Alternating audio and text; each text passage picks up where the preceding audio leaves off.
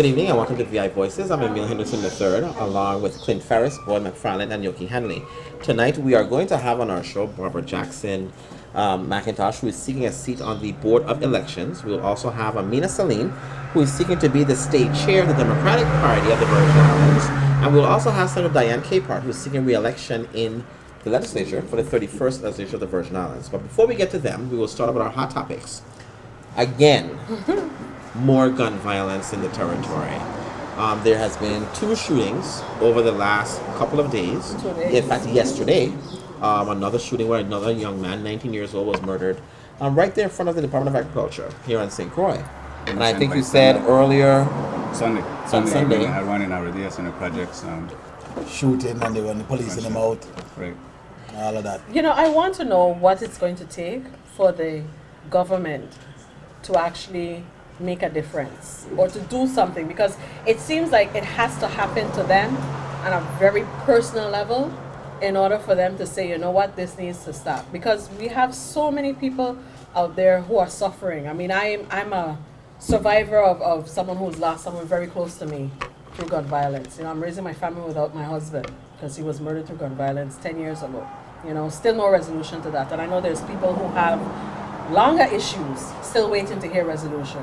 So what is it going to take for the government, for the police force, to actually do something to say, well, you know what, this needs to stop because this is a plague on our society? But you see, Yoki, it starts with leadership.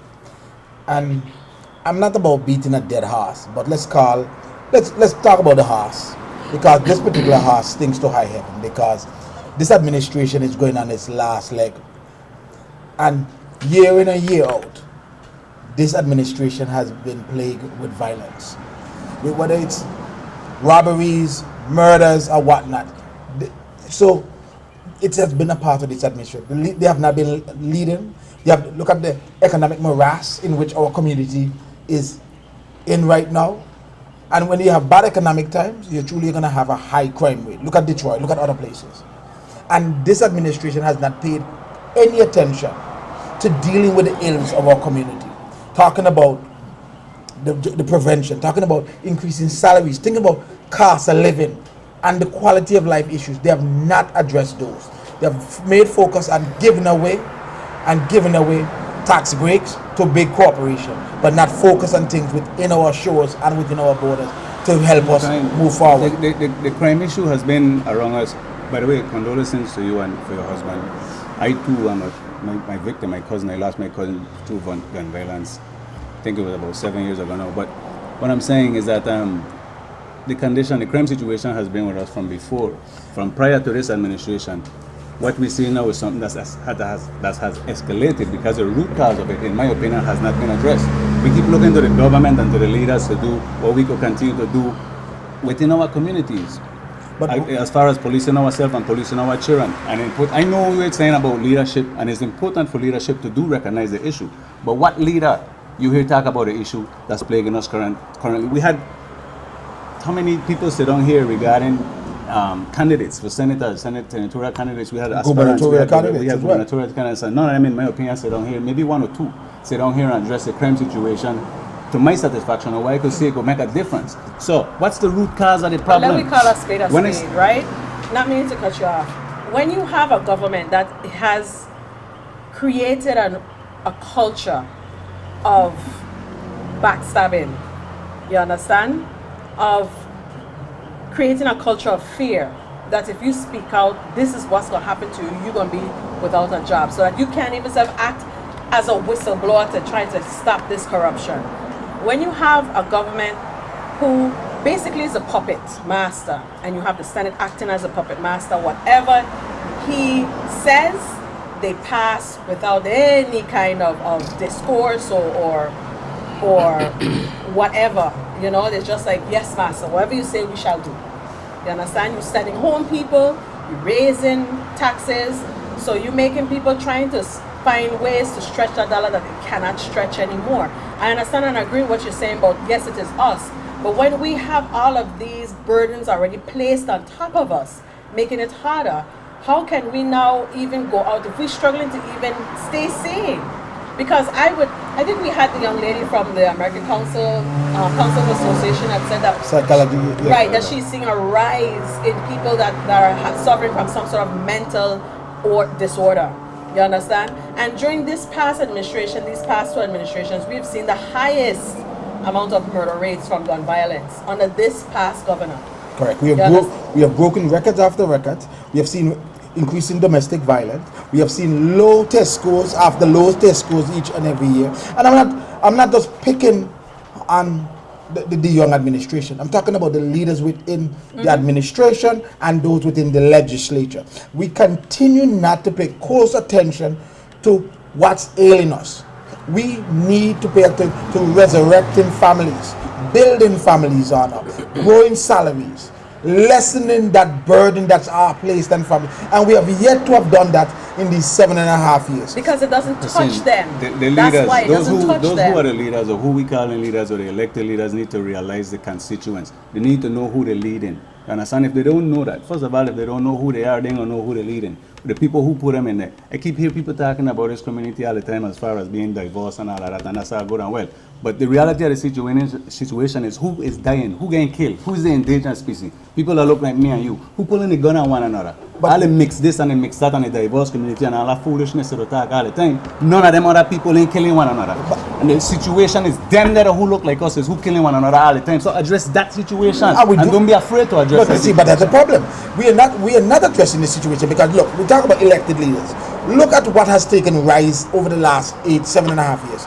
We have seen the churches get bigger, but we have not seen crime lessen. We have seen the bars grow. But we have still no attention to growing our education system. So we have to talk about leadership, not just elected leadership, but leadership in all facets in our community. And these people are not leading. Young men and women are dying.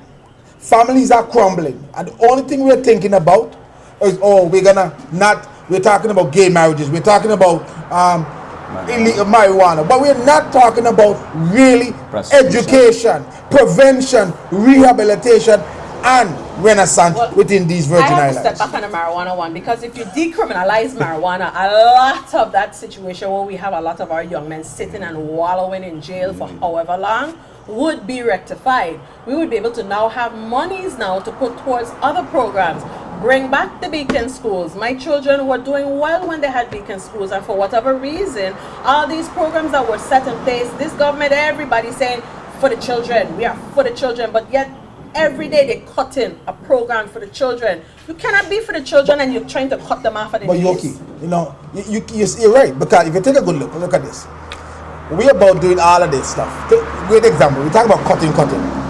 UVI for the first time in a very long while didn't have the 4-H program, but they have the RT pack there. Why didn't they ask for some monies there to be shifted over there to help their 4-H program? And all of these things benefit. So you're right, we keep cutting. And do we know what we're cutting? We're really cutting away at our souls. And it's slowly eroding. So we're not making opportunities for our children.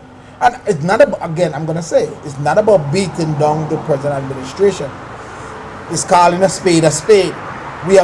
There's a great vacuum of leadership within the Virgin Islands. And when we can have a discussion that Emile is quiet for most of the discussion, it says something. I have been unusually quiet, right? Yes. Very quiet. Yeah, the gun violence issue is something that I have to deal with as a lawyer consistently, all the time. And one of the issues that we continue to argue as lawyers is why are we not dealing with the issue of who are bringing our guns here? We're not making them. And we don't have enough money and capital to bring them. But hence the diversity about what I was talking about. So we're not dealing with that issue as to how are these guns coming into our territory, because they're coming in at alarming rates. And so that's the first part to deal with, because people can't shoot people if they don't have guns. And until we deal with the issue of how these guns are coming into our territory, until we start getting border patrol that's actually at our border, and we don't have to call Puerto Rico and have them send them over to us when they feel like it. Until we start dealing with those issues, and that they actually are inspecting things that are coming into our shores, we will continue to have people shooting each other, because we have a bunch of angry young men. They're angry, and all they do is they're angry. But But they can't be. But even if they're angry, it's one thing to be angry and you can't get a gun, which means you gotta use your hand. So if you can't fight, then you're kind of like, chill out a little bit. But when you can't fight and you can get a gun, then that's what you do to make yourself feel powerful. But the guns are coming from somewhere, and they're not coming from people that look like you and me, because people like you and me don't have the money to get the kind of guns that are running around in our territory. So it's that. So we're saying they have access to the guns, but they don't have access to opportunity. Correct. Yes. And so Correct. that's the problem we face here. Correct. So it's all about opportunity, and our children do not have access to those opportunities. Actually, there are ways of us stepping up our borders too. I mean, I know as far as the federal government and the post office, they have people from the federal level who do spot checks on different packages, and one we could step up. Yeah, but Yes. this No, but the thing is they're that spot they're not checking coming your in- box. Thank you. But it's not And only your that. box in the box But that are it's coming just- in with the it's guns. not only that. Suspicious packages Yes, are checked. because- Suspicious containers are checked. I know that for a fact. Containers were Suspicious- coming into our port. For Yes. You a see, suspicious that's name. I don't know how Okay. to You make see the that So that's decision. another show. I have a concern with, Diana because you is have. kind of Okay, sorry. going to choke me if I Yes. don't end this segment. So let me end this segment, and we have with us, like I said earlier, Barbara Jackson McIntosh, and we have with us Aminah Saleem and Senator Diane Capehart. And when we return, we'll have Barbara Jackson McIntosh. Back in a moment.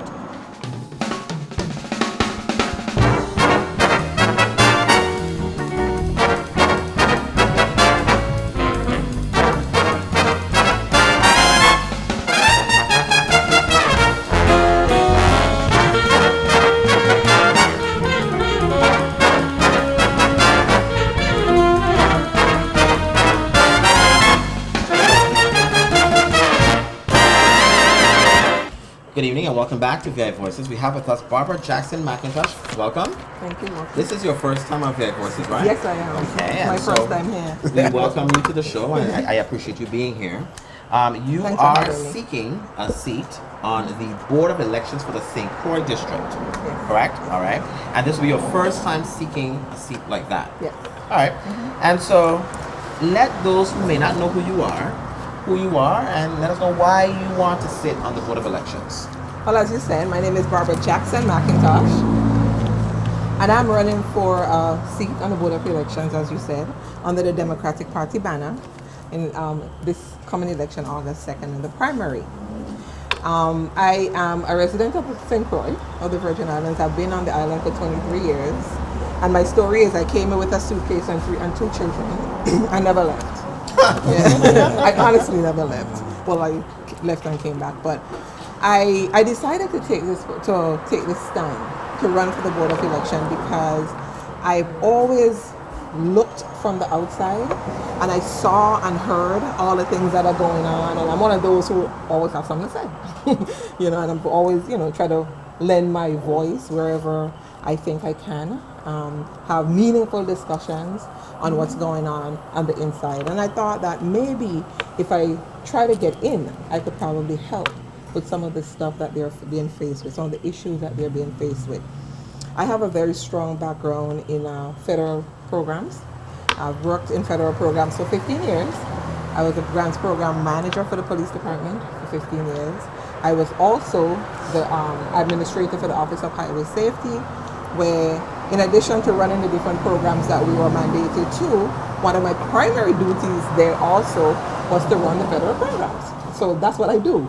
And so when I looked at the consent decree that we are under, the Board of Election is under, I thought to myself, this was too easy. It was clear that either someone was not looking or watching, or someone did not have the expertise to properly administer the program.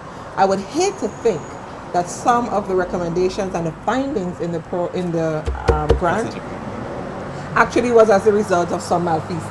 I don't believe that. I think it was just sloppy work, and I think that I could help in I that don't area. agree. But that's why it's your opinion. Yeah, so that's my opinion. Right. Yeah. So and so those are some of the things that I would like to bring to the table as far as I'm concerned, or I am a graduate from the University of the Virgin Islands. I graduate with a master's degree in public administration from UVI. I also have an undergraduate degree in organizational management and another one in marketing management and sales. I am a avid reader. I love to read. I'm also a member of the New Horizons Women Democratic Club, where I chair the Legislative Issues Committee, and I also serve on different in different capacities in one or two other organizations, to include the board of my church. So, as far as community activities and being an advocate for change, that's what I do. Okay. So I really thought that I would be able to bring something to the Board of Election that, the residents and the citizens of the Virgin Islands could appreciate. Now, I see here on the card that you gave us that you have 4 things that you believe that we can work together. And I presume that these are 4 things that you're going to try to push. And one of them is you're going to streamline policies for true accountability and efficiency. You will work towards achieving meaningful election reform. You will seek real input from the voting public, and you will offer constructive dialogue, measurable results, and advance true teamwork.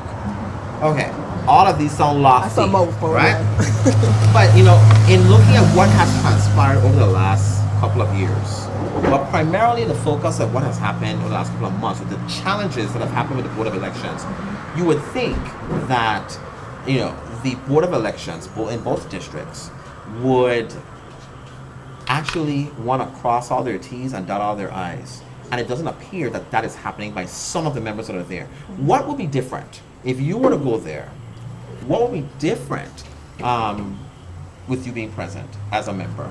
One of the things that and that's a good question, I'm glad for that question.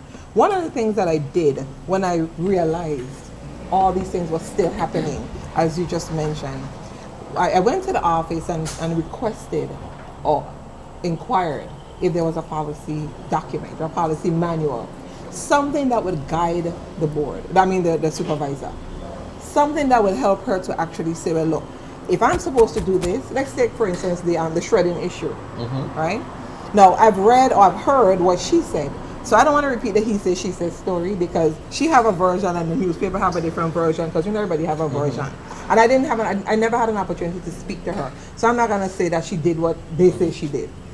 But when you look in the VI code, it says that the documents must be kept for 2 years. So even if there was not a policy per se in place, the joint board is charged with the responsibility of developing the policies for the election system under which she's guided, right? So she cannot or should not be allowed to make those decisions by herself unilaterally. So let's say there was not a policy in place. Let's say that was not the law. If I was running the show, if I was a supervisor, I would err on the side of caution. Because I know legally I don't have the authority to do certain things, and I'm guided by the joint board. If they don't have a policy that says when I should shred, or the code didn't say that, I'll ask them. Let them make the decision. You see what I'm saying? Let me ask you a question. Do you think it's difficult to do that when you have a joint board that they, in and of themselves, don't know what they're doing? But the thing, I wouldn't say that though. I don't think I'll go that far to say they don't know what they're doing. Yeah, I know you did. And I said that. And I said that because when you look at the challenges that have come up from different people, right? These are the kinds of challenges that are not, novel. I mean, it's not one of those new kind of things that, I didn't think about that. It's not a first impression challenge. Right. There are things that have been challenged at least for 2 elections now that you could have sat down and set the policies in place. I think for all of us, a lot of us in the community felt that with the advent of a new supervisor, that things would somehow seem different when we go there, but it doesn't really appear to be different. For this situation, let me go back to this situation. I would hate to think that someone of her caliber and someone who worked in the capacity that she had worked in most of her career would do something like that. I personally believe that based on what she said, that she was guided to do that. So clearly, someone told her to do that. The thing though about them knowing or not knowing, it's not a matter of them not knowing, I personally believe that everybody have an agenda.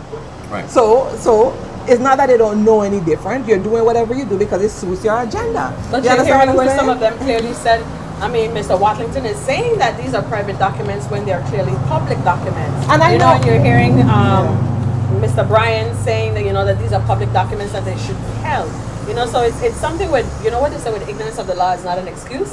That's basically what you're seeing, that you have a lot of people who are very... Being unable to read is a problem. All right, I agree there, and very clear as to what the code is very clear as to what it says. And Unless you went to Miss Manda's school, you should have known And that then you I cannot would- do what you And But then she Miss didn't read Manda, it Miss Manda wow. gave us a very good foundation. Yes. You know, so reading is fundamental and listening is an art. So and Mr. Watlington, for him to say that, that's why I use the word agenda, And that's- because was just it. That's elementary. It's in the code. It's elementary, plain old And I think I want to language. know how you're going to deal with that, because you see, you're coming in as a new person, right? How are you going to deal with those All the odds that are right, stacked that are against you. stacked against you coming in to that? You know- not only from the St. Thomas St. John district, but from the St. own people Croix. in your own St. Croix. I understand that, and I understand the challenges that I'm going to be faced, and I am prepared to deal with them. However, the way how I deal with things is maybe I'm a little black and white. You understand me? I don't have a lot of grays. My grays, I don't have a lot of those. So is it in writing? And if it's not in writing, what could we have done to make it any better? I believe the first thing that I want to do when I go in is to look at what's available, what's there. Like I said, I went to the board, and one of my main reasons was to figure out, do you guys have a policy and procedure manual that guides this office? You know, like, why is it such a free-for-all? So And I creating think an that SOP. exactly the first bullet item SOP. on my card, because if the absent of that, then anybody could do whatever they want and play ignorant and say, well, oh, the law didn't say it, or I didn't say it. So I think that one of my first action item would be to press to make sure that the policy and procedures that guides the office are in place. You're not going to be able to think about everything, but as things come up, just nip it in the bud and let it go. You know And what I how mean? will you be able to do that when people just get up and leave meetings? And you don't have a quorum. Well, you know, unfortunately, you don't have any control over that. You know, let's be honest. Well, I see You don't have here any that you talk control about over that. reform. Will that be part of your reform? I mean, because In terms other of words, their- there's no way to deal with people who will purposely leave meetings because they just don't like what's going on. That has to be part of the reform, because there must be some repercussions. When people vote you in, they mean that I'm saying to you, or they're saying to me when they vote me in, that I want you to act on my behalf. You know, these are the things I expect from you. All of us, the 101,000 people in the Virginians can be on this board, and they have selected me. That's right. You know, and so let me tell you how seriously I'm taking this campaign. I have buttons. I have what you call it, Dave? Signs.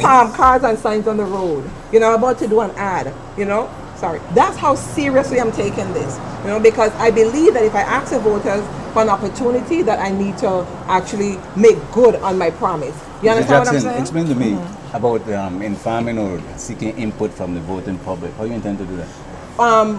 Senator Bryan, when he came in as the district chair, the previous administration did that, but he's now really open as far as where I'm not the private business matters, the personal matters, but the general meeting is open to the public. But I want to go a little bit further. I want to request that the process and the procedure for complaints, the process and the procedures for election reform items. You know, you don't have to sit on a board. You don't have to sit on be an election reform member. That if you feel that something is going wrong as a regular citizen, that you should be able to have an avenue and a venue to be able to help us with that complaints process. information. Exactly, a complaints process and an assistance process where those of us who don't know everything, right, will be able to get information from everybody. And so that's and I want to be able to make it so that it's easy, that you don't have to feel that you have to feel intimidated. You know, they have a website. You know, even if you want to do it anonymously. I really don't like anonymous complaints because they come he say she say, but an anonymous suggestion. If you want to do that, that's fine, because everybody doesn't want to have their names in And the that goes paper. back to your SOP, because in Yeah. your SOP, then everything will be outlined from the time when you come in 8 o'clock in the morning, you flick on the light and you deactivate the code, to what you do to 5 p.m. in the afternoon. But back to reform, back to election reform. I know that we can, like, the term is 4 years, and there's some people who are going to be up in the next 2 years, right? And some of them may not make it back on the board and what have you. And I know we're not going to get everything done in 2 years, or maybe 4 years, but at least we have to start the process. In the 30th legislature, I don't have to cut you off, there were 30 amendments proposed to the Title 18. Why wasn't that done comprehensively in the form of a commission? And every year is all this piecemeal legislation, you know, like the absentee voting, you know, the early voting. Why do I have to wait on election day to vote? Do you know North Dakota, you don't have to register to vote, you just show up with an ID, show them, you know, prove that you live where you live and you vote. But Mr. Jackson McIntosh, reform, and reform has been one of the toughest things to bring to this board. Even advocacy of the board to advance those reforms to the legislature has been rather difficult. Now, they've advocated for the new machines and technology, but yet I've not seen any advocacy for the voters and for the enfranchisement of the voter. In terms of one, we're still working on this whole calendar of 30 days out, you can't register. All of those things, and we are now working with technology, and technology moves like this. Are we going to see some of those reforms that we cut those times down, where you can see probably voters registering all the way up until maybe 2 weeks or a week before election? Are those some of the reforms that you will bring to the board? Yes, and I think that one of the reasons why there's a cutoff, because the system in our office is still totally manual. The only thing that's electronic in that office is the voting on the day when we go to vote. Election day, yeah.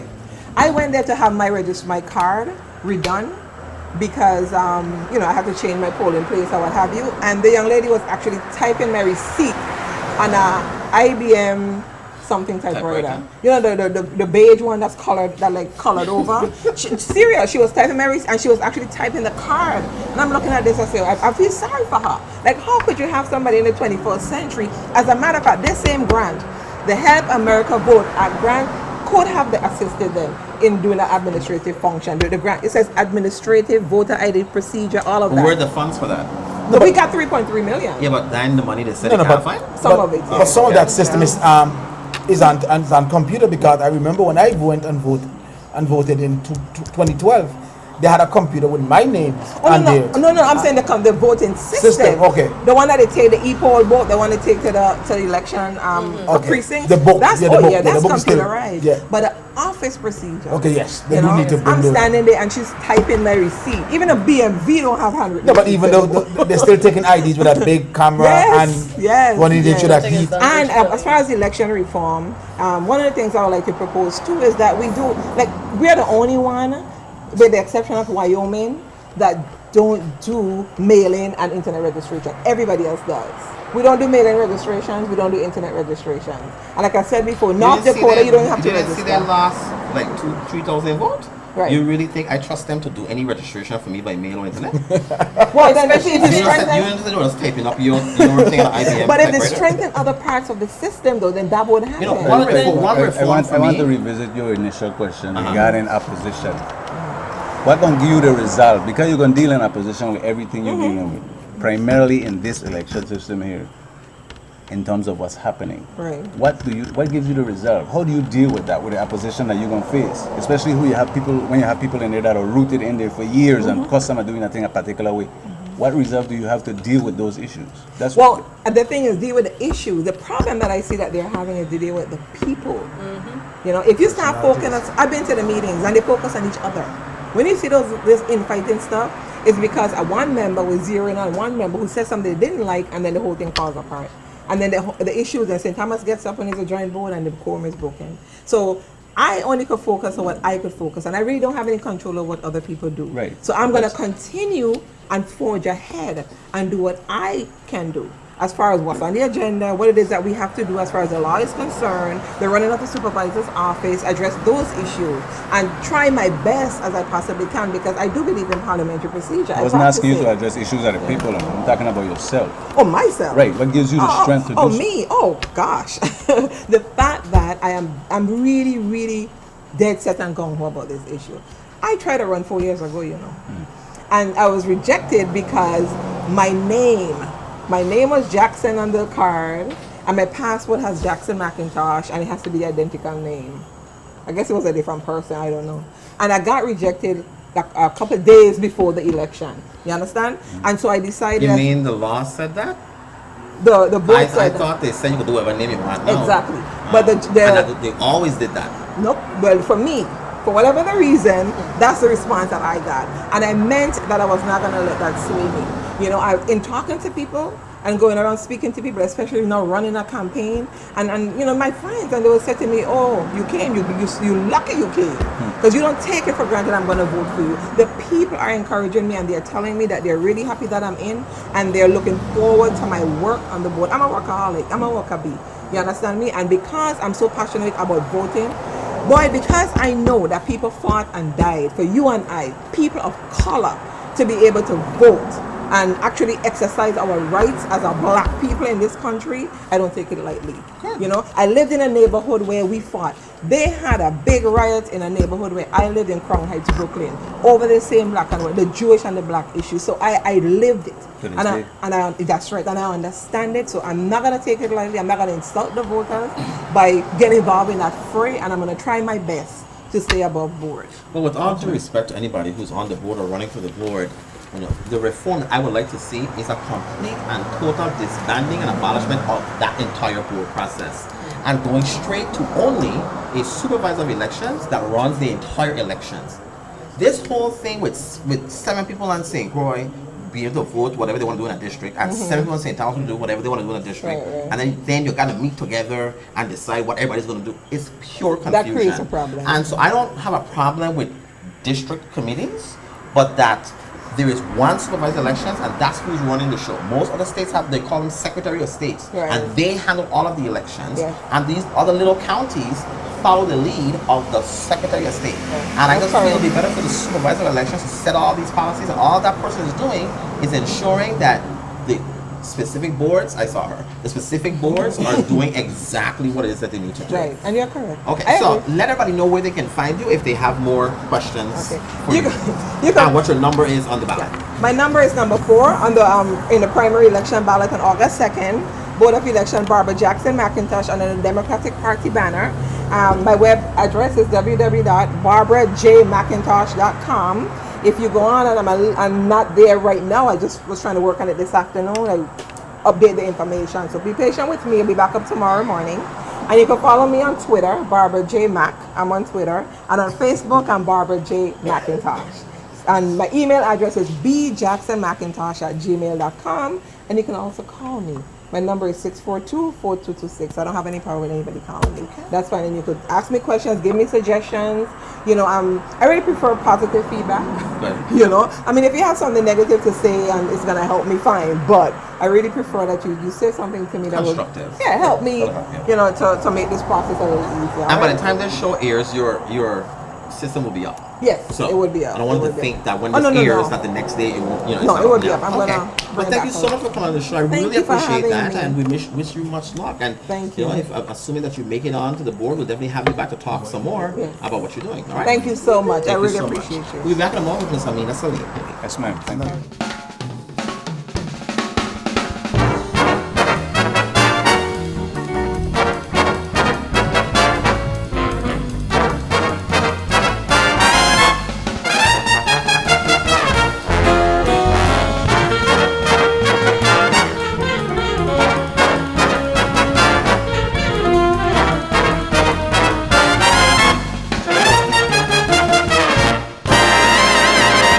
Good evening and welcome back to VI Voices. We have with us now Miss Aminah Saleem. Welcome. I'm very happy to be here. I am happy you are here. This is your first time on VI Voices, right? Yes, it is. But this is not your first time seeing VI Voices. No, it's not. Very good. Because if you had said then these are set these two on you, right? Okay, so you're seeking the state chair for the Democratic Party of the Virgin Islands. Yes, I am. All right. And I must say that you're the only one that responded. We invited everybody who was running for state chair for the Democratic Party, and you're the only one that responded. So you get your full free 20 minutes. So let's talk a little bit about why you are seeking this office and what do you think you're going to bring to the table for the Democratic Party. Well, I'd like to say good evening to everyone. And I really thought long and hard about running for this office. And I've been a Democrat for all my life. And I've been in the party. And one of the things I realized that it's the leadership that really makes the party. I've been in other positions in the party, and unless you're the state chair, you really can't guide anything or anybody. And so I thought long and hard about it, and I said, no, you know, I think I can bring something to the table. And I think what happens is that, just like you said, people take this position for granted. They don't campaign for it. They don't do anything for it. They somewhat act as though it's not an important position, but it's a very important position. This is the largest party in the Virgin Islands. It is the mainstay of the Virgin Islands. It has been around forever, yet it gets a bad rap on a number of reasons, and I think that's because it's not been run the way it really needs to be. This is a people's party, and when you hear about the Democratic Party in the States, you hear about the issues and the platforms and the beliefs of what the party. But I don't think people, when they think about the party here, they think about what our agenda is or what our platform is. They think about candidates, because we've been a candidate-driven party. It hasn't been a people-driven party. And I'd like to see it be a people-driven party, where what we do is have a platform and an agenda, set that agenda, and then go to the people and meet what we say we're going to do and be accountable. And Ms. Saleem, those words sound wonderful, because I'm thinking the same thing, because I was saying, wait a minute, the only thing that's the P in the party really don't stand for the people. Most of you guys work on the A in the party, apathy. And you take the people for granted because you believe the people are apathetic towards what's taking place, and hence the party's agenda becomes the gubernatorial candidate's agenda. And every 4 years, you see that's the cycle with the Democratic Party. How do you go about changing that and bringing back the people to the party and being a party that is committed to the working men and women within our community? I think that's great, and that's what it's all about. It used to be that the party was made up of people who didn't want to run for office. When I've been in this party for like 30 some odd years in the Virgin Islands and in the States, they were not the people who wanted to run for office. They were the people who believed in the agenda, and they did all the work, and they would make sure things happened. And then what started to happen is that people started coming in who wanted things, and their whole agenda is to get what they want. And so then the people who really did all the work and really believed in it start moving away. And so everyone's candidate, they had their own people behind their candidate. And when they lost, the people went away. And when they won, that little group became the it. What we need to do is to gather all of the people and make sure that they understand that a candidate is a candidate, and when he runs, he's an elected officer and has that position, but the party is where they're accountable for. They are accountable for the party. And it's not in the best interest of a lot of people to see a real party work the way it's supposed to, because you have to be accountable. So instead of people running to every candidate, they run to the party. No. You said it's not in the best interest of a lot of people. Let's be fair. At times, it's not in the best interest of the governor, of the sitting Democratic governor, or the sitting Democratic senators, because they then get to run amok within the Virgin Islands, which they have been running amok for the last however so long. So how do you put a stop to that? By making, one of the things that happens, and I do have a plan and a platform, and one of the things I say is that we're going to rebuild, okay? We're going to revitalize, we're going to reimagine and reinvent. And by rebuilding, it is basically, how do you have an election and not a platform?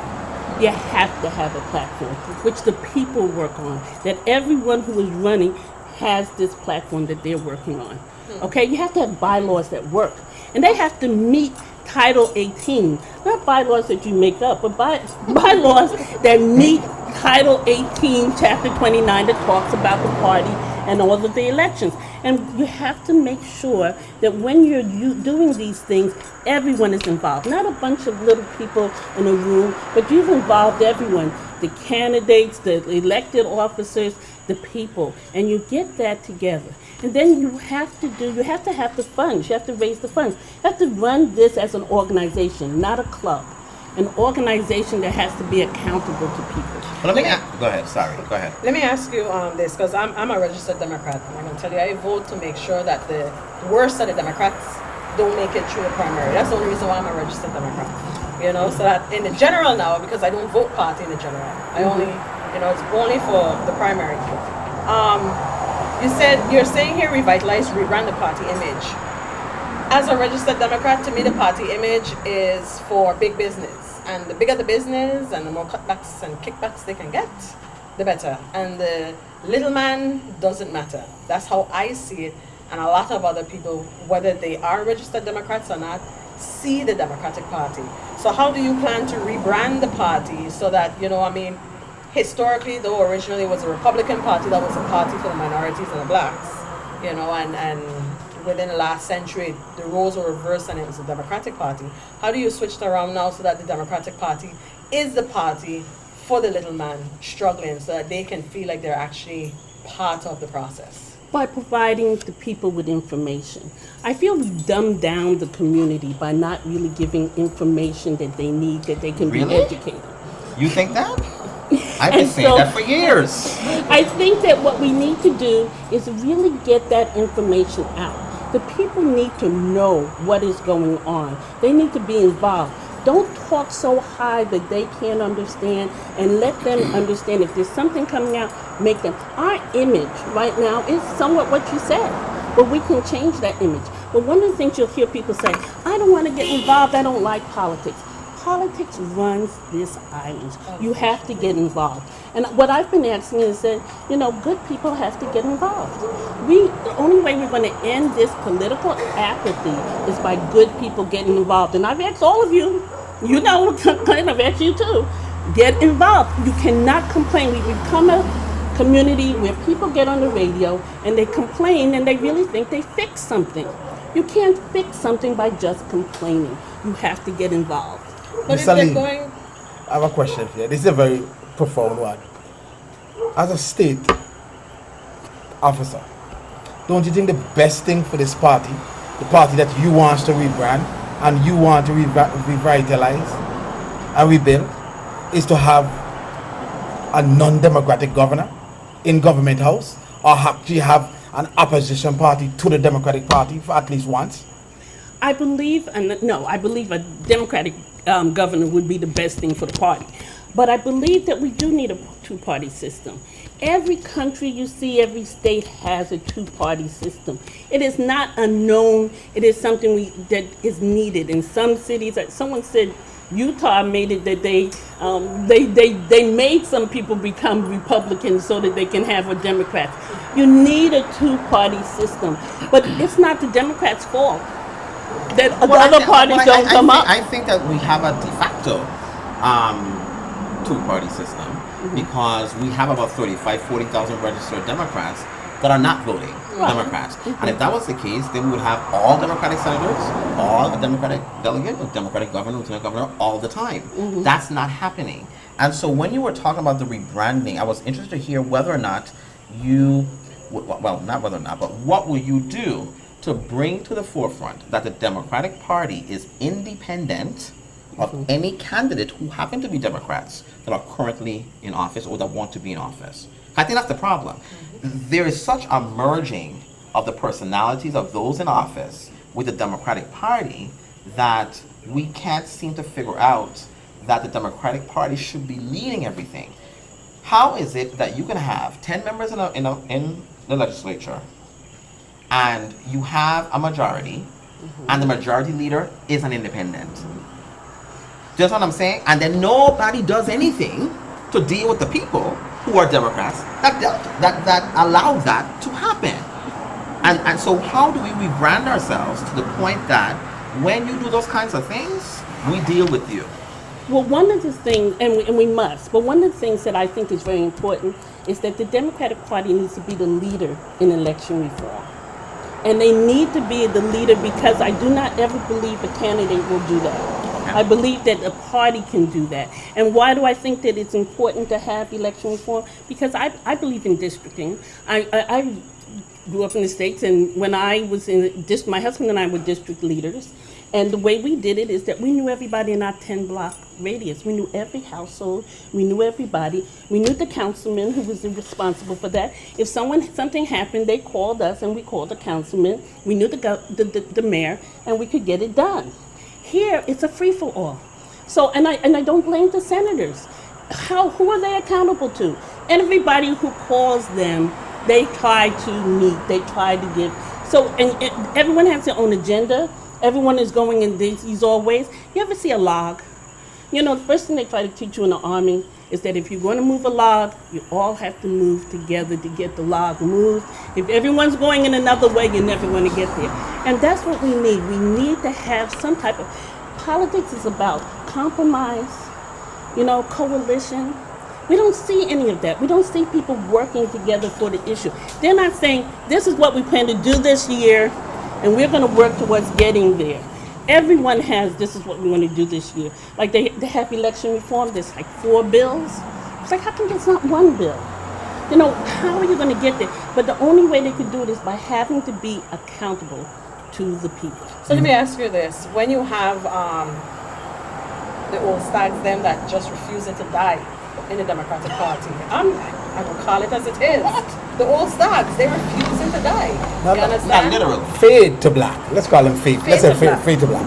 But they seem to be resurrected, however, and they seem to be the ones perpetuating the problem. And the Democratic Party is the old dog with no teeth. They just gumming, rah, rah, rah. So under your leadership, then you're saying that we're going to see a difference where now the Democratic Party has teeth, and you're going to start to sanction these people, or if you say, maybe it's time you step down and let some young blood come up. Yes, but we need the young bloods to get involved. It cannot happen if people just say, I don't want to be involved. I don't want to get there. How am I, if Clint was there pushing me, okay? Not here on this little screen, but in the meeting room pushing. That's how things happen. But we have such apathy that people have decided to do nothing. And I have been an advocate in this community for some 30 some odd years. I have gotten up, I have gone against the governor if it had to. I fought for a lot of things, but it is the apathy. When you were talking about crime before, it is our social problems. It is poverty that is killing us. And the people have to rise up. We are so dead. We think that our complaining is doing something. The only way you can do something is to get involved. But they're dead because they're being slaughtered. Every time they get up and they open their mouth, they're getting some sort of retribution from the higher ups. Retaliation. Yes, retaliation, sorry. So how are they supposed to feel confident that when they come and they open their mouth to say that is wrong, that they won't get a pink slip the next day? Or, well, first of all, you can't be afraid of getting a pink slip. And that's what people are. It's fear that cripples people. But you cannot be afraid of getting a pink slip. And you know what? People don't fire people who open their mouth. They fire people. No. People will open their mouth and get fired, and then they'll scour down and they won't say anything. They won't fire you if you keep your mouth going and you work to build against whatever's happening. We have to fight. We are not fighting. Sometimes, you hear, and I'll talk to some St. Thomians and say, well, St. Croix doesn't care. They don't fight. We have to start fighting, and not the fight with the rah-rah. The fight that is an intelligent fight that we're going to get what we want. 2 things I want to say quickly. One, it has to be rah-rah fighting because that's who your leaders are. Rah-rah people. And so that's all they know. You can't have intelligent discourse with some of them because they don't understand it. They see dissent as attack and disagreement. It just means I don't agree. That's all it means. And let's try and compromise and work to how we can get together for a common purpose. But they don't see it that way. They see it as you don't like me, so now I don't like it, this I'm going to do to you. But you also just mentioned the word fight, which I think is so important because the current state chair issued what I view to be an edict saying that none of you who are running for party offices are allowed to talk about the other people. Then why are you running? You don't want to win? You want to win, right? Yes. Okay. And so I think that you're allowed to point out the shortcomings of the people you're running against. Respectfully, of course. Don't make up lies. But if your record is your record, then you're allowed to point those things out. And those are the kinds of things that lead regular people or regular Democrats to say, well, I don't want to be a part of that. Because you're not trying to be transparent. It seems like you're trying to pull an okie doke over me to say, well, don't talk about each other. So I don't know that Boyd really has no business in this race. But you all sit there, not you in particular, but follow these edicts Singing that says, don't talk Kumbaya. about anybody else, like you all are singing Kumbaya with each other, when you know full well the two of them have no business in this race. So how do we get to the point where it is okay to challenge Respectfully. another Democrat if you're running for that office and then the best man or woman wins based on what we are able to look at. Represent the party. Challenge respectfully is the key, and we have no problem with people challenging respectfully. But we do not. And the mainstay of the Democratic Party, and I saw when you interviewed Luz, he said, and you challenged him because he got up and he supported the governor after he lost. The mainstay of the Democratic Party is that we are all one. And even if you fight, just like sisters and brothers, if you fight, if you call each other's name, you have to come back and we need together. Because we know what we need: your ideas, we need your ideas, we need everyone's ideas if we're going to move forward. And so that's it is. So we don't want them to get to a point where they cannot come back together. And that's what happens. That's the excuse sometimes that's used so that no one gets back together. And it's harder to bring back together when you've torn somebody apart. And so we say respectfully, this is a race. And yes, you have to. But I can campaign against somebody. I'm campaigning against 3 other people. And I have not said one bad thing because I'm talking about the issue. But you're not saying something bad, because I was the one that raised the issue with Luz and the governor. Mhm. And I remember when Luz was running, he was really running on the point of corruption, this, corruption, that. And to me, as a registered Democrat, right, that said to me, especially when he did a complete 180 and said, yes, I am for the governor, he is the best person. I'm like, hold up. How just yesterday he was saying he was the worst thing around, that corruption was at its highest since he was in office, but now he's the best thing since sliced bread? No. Again, it comes to saying respectfully, because Luz was not, to me, he was not disrespectful in how he criticized the governor. What to me I think was very disrespectful and just downright crazy was to turn around now and take the public, the registered Democrats such as myself, as idiots. To now come back and say, after you've gone and respectfully lambasted the governor, show your full support. I think within the Democratic Party there should be the opportunity to that you say, that's why I asked before, if you have somebody in there who is harming the party, that the party is able to say, you need to step down or take some sort of sanction. Not, as we said before, sing kumbaya and everybody carrying on and you cutting and you're bleeding and you're killing the people for the sake of what? A party? Then you're not really representing the people. You're only keeping the party alive for the sake of the party. But it is in that we said that if you call someone corrupt, okay, yeah, it is hard. But if you say I have issues with some of the things that you do or things that were done, it is easier for you to come back to that person and say, okay, these are the things I have an issue with. But when you call someone corrupt, it is all of a sudden it's ended the conversation. And that's what happens. We end the conversation too much because instead of using words that would really move us on, we use words that tear us apart.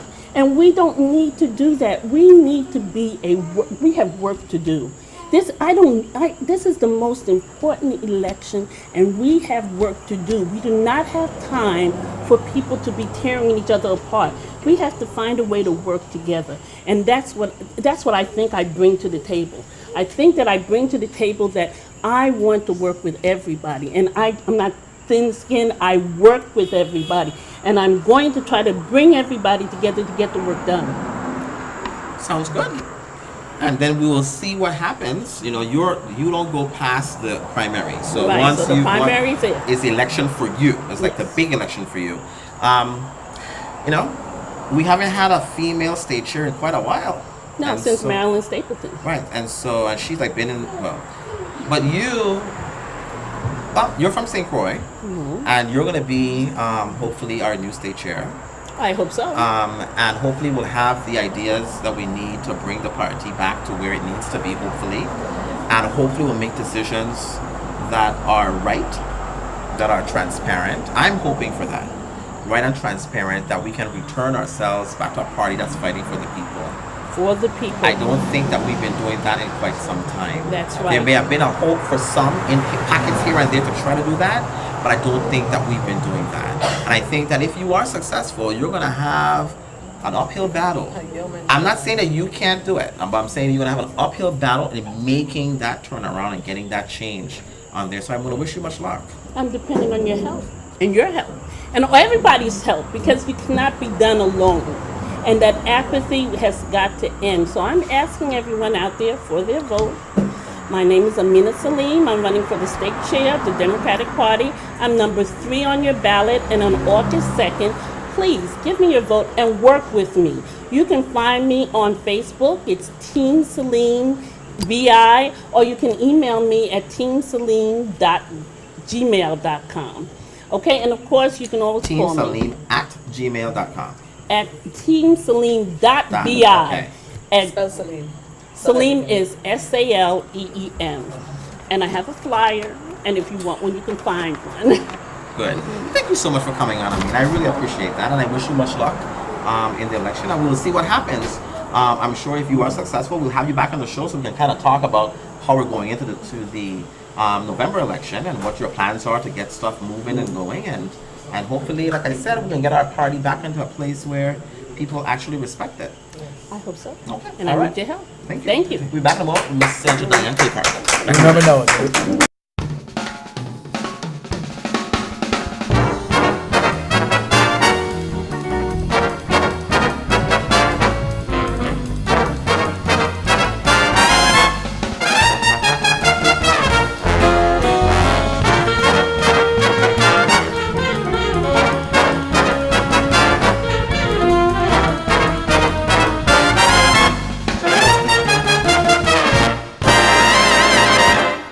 Good evening and welcome back to VI Voices. We have with us now Senator Diane Capehart. Welcome to VI Voices again. Thank you for having me Well, again. this is not your first time. You were here last time when you were seeking the seat and you were successful. So clearly, VI Voices did well. Yes, I think actually this is my 3rd time. I think so. Yes, it is your 3rd time on the show. So I thank you for coming on. Thank you. And so you're going to be in the Democratic primary. What is your number? I am number 3 on the ballot. And so tell us a little bit of how your experience has been over the last 2 years, year and a half in the Senate. Well, I must say, as a freshman senator, I've faced a few challenges. It has been a learning experience for me. You know, being outside and campaigning and thinking that you have all the answers is not until when you're in the legislature, you're actually put to the test and you understand the importance of collaboration. You understand the importance of teamwork. You understand the importance of, you know, differences, personalities, working together. And that and all I've faced many challenges with, especially being a Democratic senator in the majority. So I've had my few challenges, but nevertheless, I've been busy, I've been working hard, and as I said to my people when I went out there saying, I promised to work hard on your behalf. I didn't make any promises, and I've done that. And as I shared with you, some of my accomplishments being the co-sponsor and prime sponsor of many legislation that would improve the quality of life for people here in the Virgin Islands. So the broad question, why should we vote for you for re-election? To be re-elected into the 31st legislature? Why should you vote for me? Because in re-election, I've seen that, as I mentioned, being transparent, being accountable, working hard, being committed, being a team player is something that I have demonstrated. And as I said, I'm a great team player. You see it on my signs: integrity, accountability, team player. And I think that's very important. And as people go out to even vote for other candidates, I ask them to try to get a team of individuals together that can work together, because it's very important. And I'll just do a comparison. On the island of St. Thomas, you have the 8 senators, including Craig Barshinger. You don't see any differences on the floor with them, but you see it on St. Croix. And then I question myself, well, probably this is why St. Croix don't get anywhere, because we don't work together as a team. Yes, we have non-majority senators in St. Croix, which 4 of them, but at times you see some of us, we work together because, you know, there are serious issues that we should be working on. And then you see some working against, and that really hampers progression. Right. So I asked because I'm committed and I want to continue serving you in this capacity. Let me ask this question, Senator. You talk about teamwork. You're talking in terms of being a team with the St. Croix senators? Oh yes, St. Croix and St. Thomas.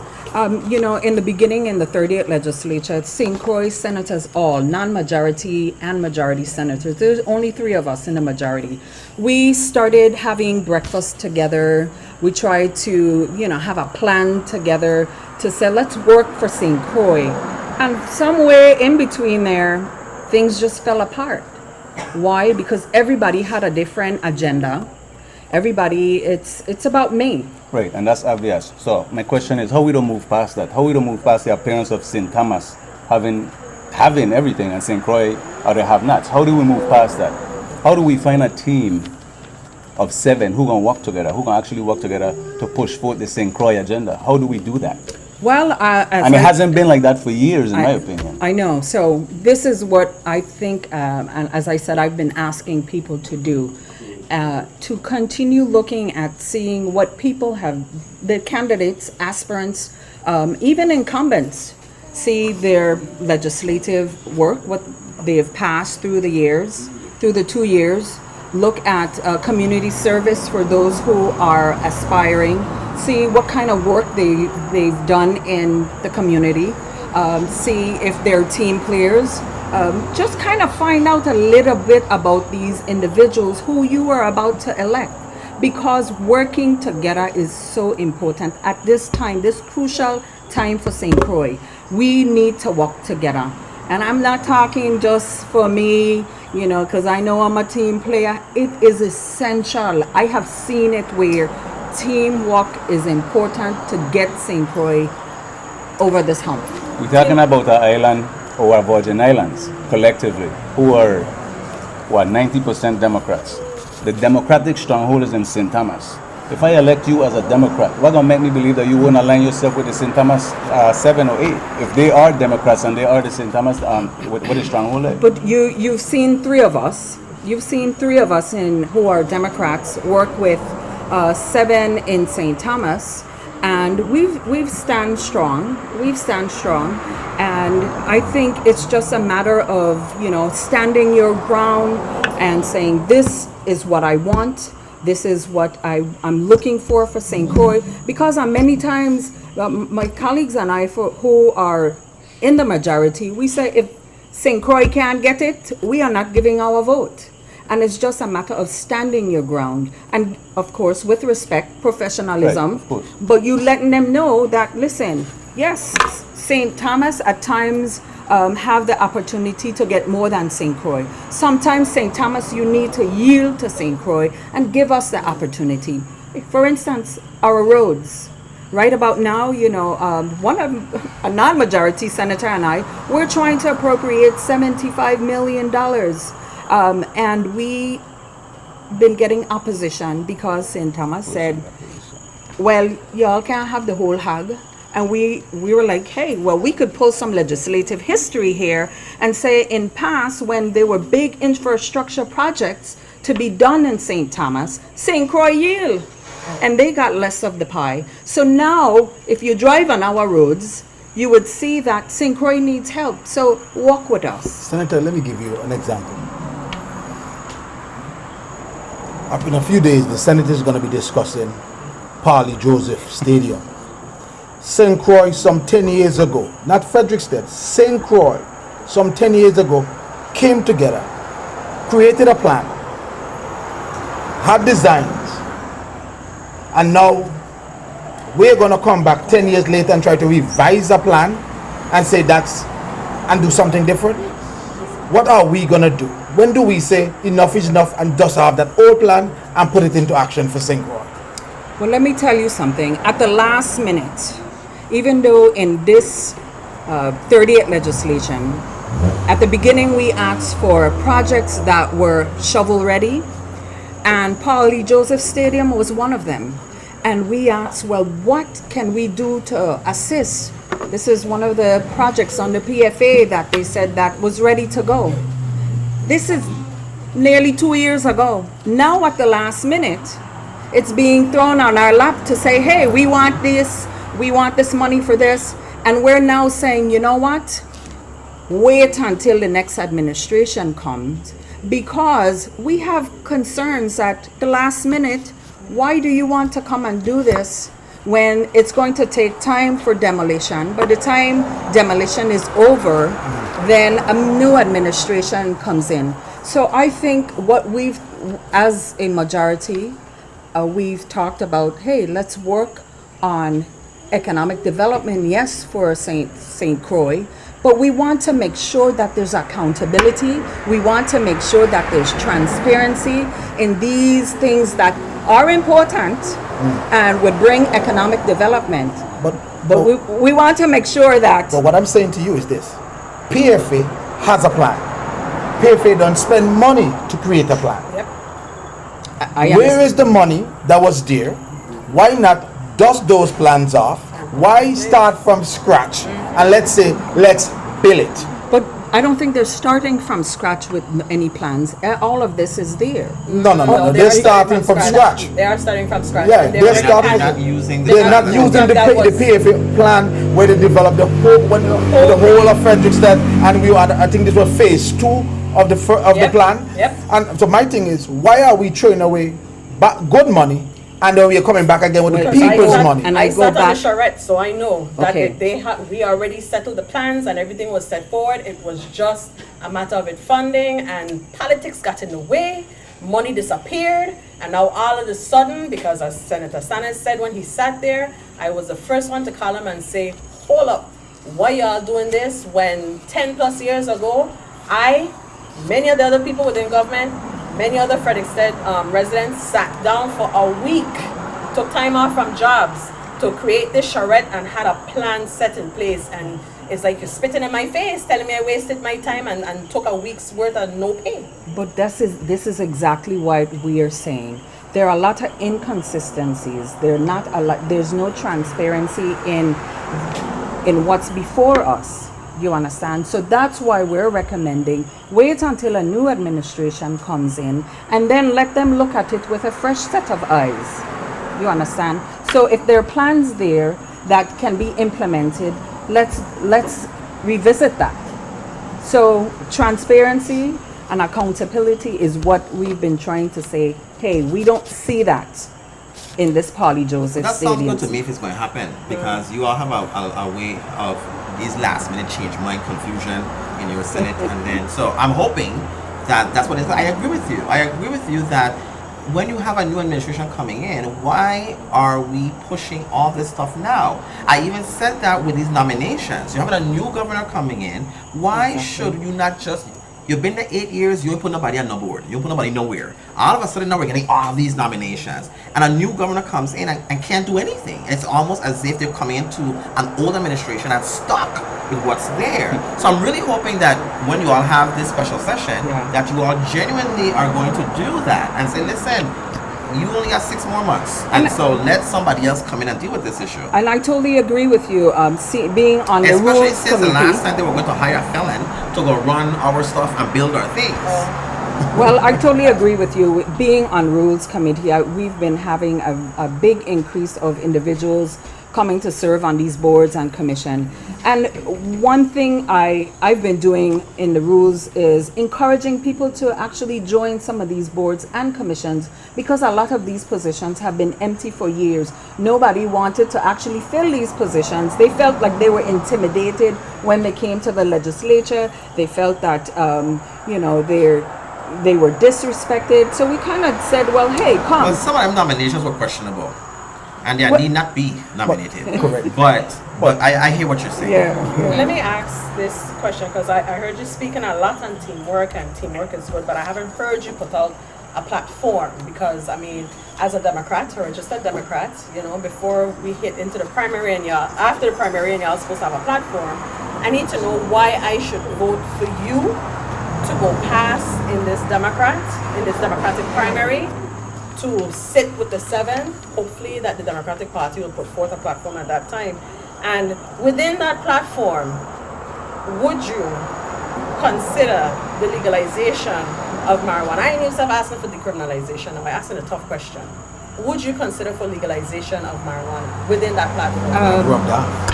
Yeah. Let me just say that I think on Thursday we're actually going to have this addressed in rules.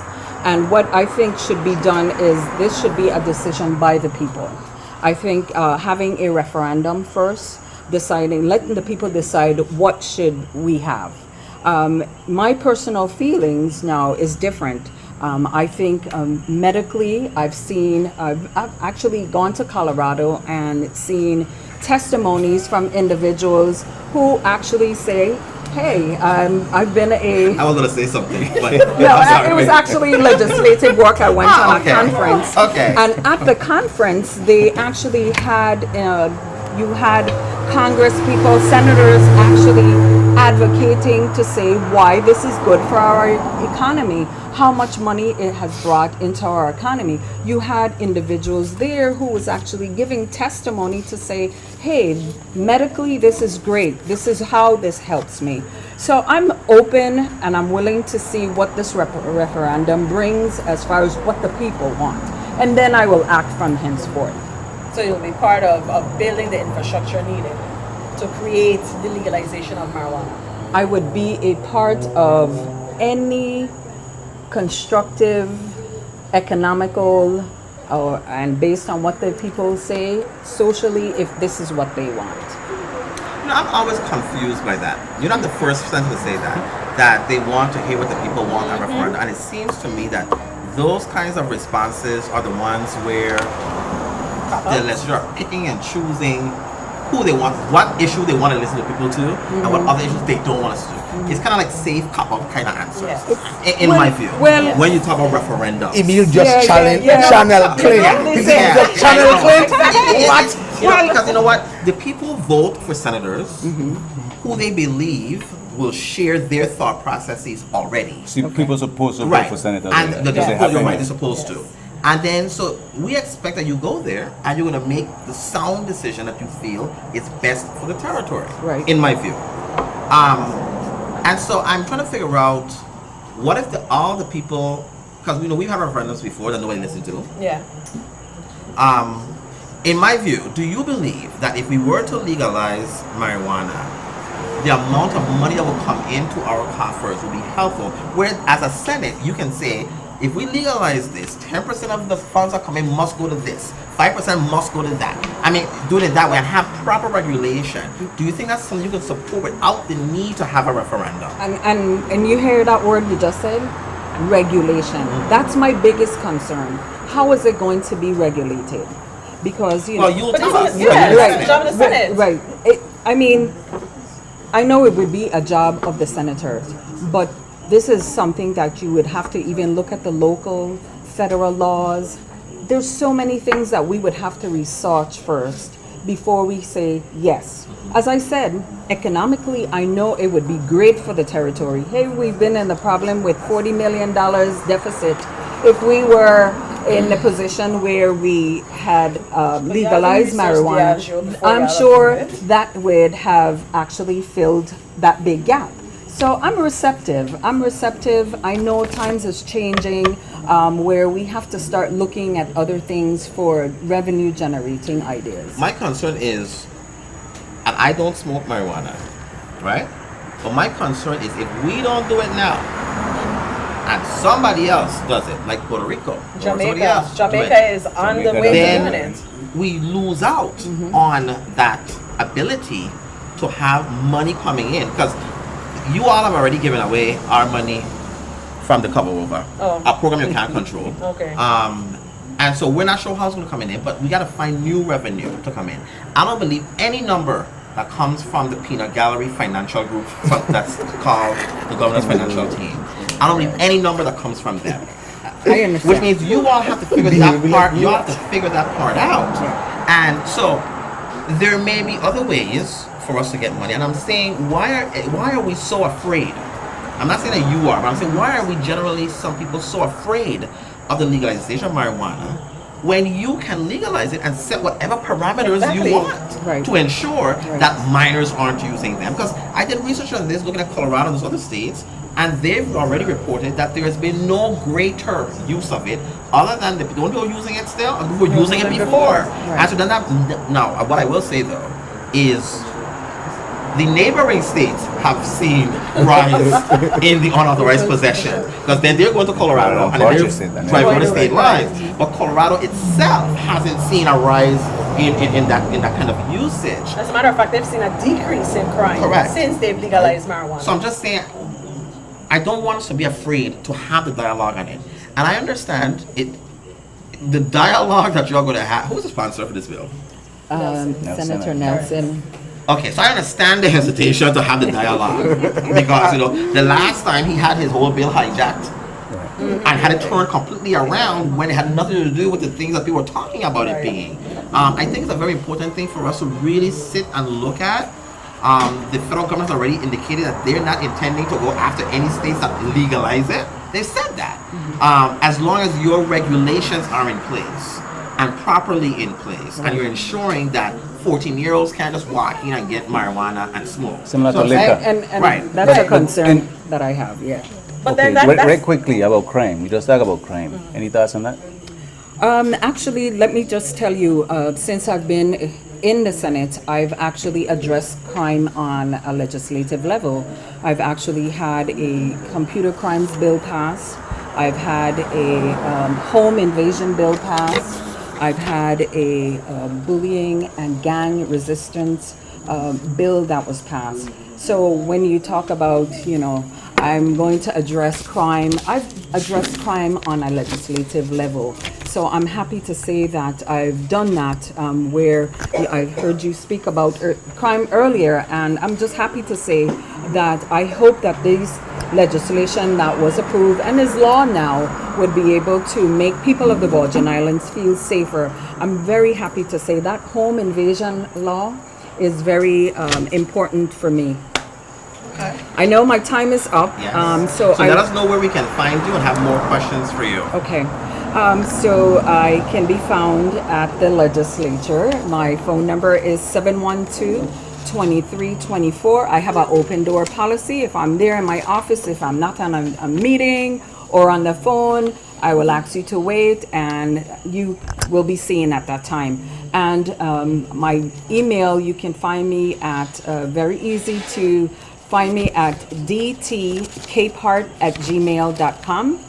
And I am number 3 on your ballot. I'm asking for the re-election to the 31st legislature. And I just want to say this: honest and caring heart wants to continue working on your behalf. I bring honesty, commitment, and strong leadership.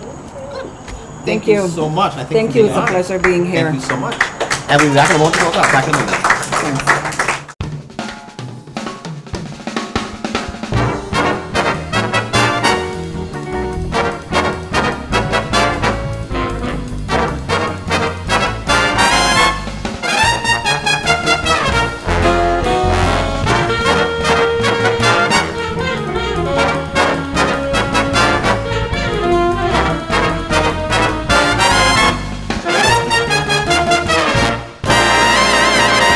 And welcome back to VIP Voices. We had 3 very wonderful young ladies tonight on the show, all seeking specific and different offices. We had Barbara Jackson McIntosh seeking a seat on the St. Croix District Board for the Board of Elections.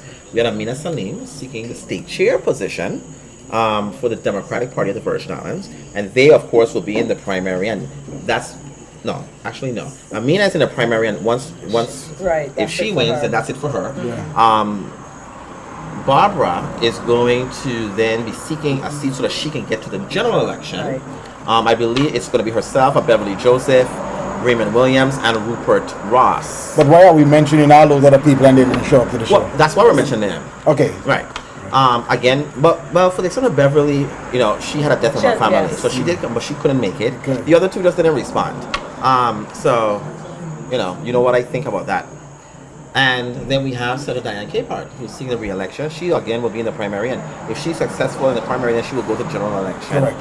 So I just thought that it was a really good show. We got heard a lot of Good good information from each of them. Yes.